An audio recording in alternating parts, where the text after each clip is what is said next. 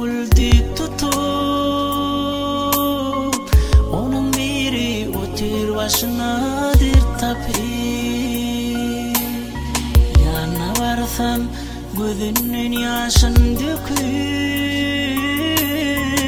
ardan aytdı bana şol gelin yanan.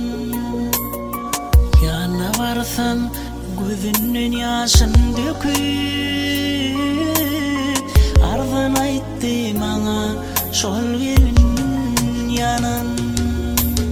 Yanar canım, yanar canım, ardan aytdı bana şol gelin yanar. Yanar canım, yanar canım, ardan aytdı bana şol gelin yanar.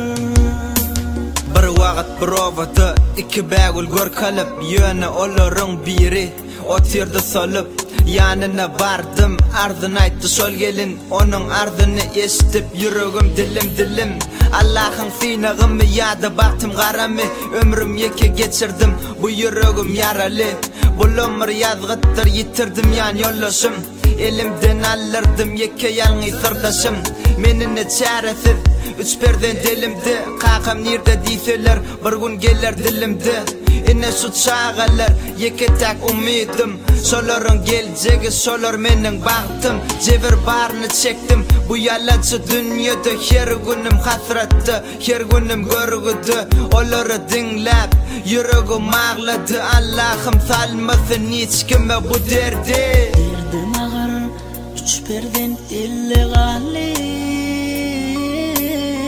çağalar kakası bağrımı dilli şu dünyada görünüm görgü bolli ömür vakiyan yollaştı yanan men bu dünyada görünüm görgü bolli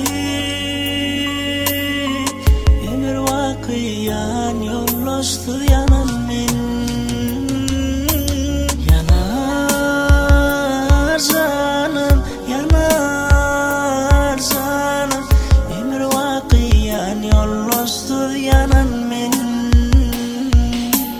Yanar, yanar canım, yanar, ömür vakiyan yollaştı yanan men.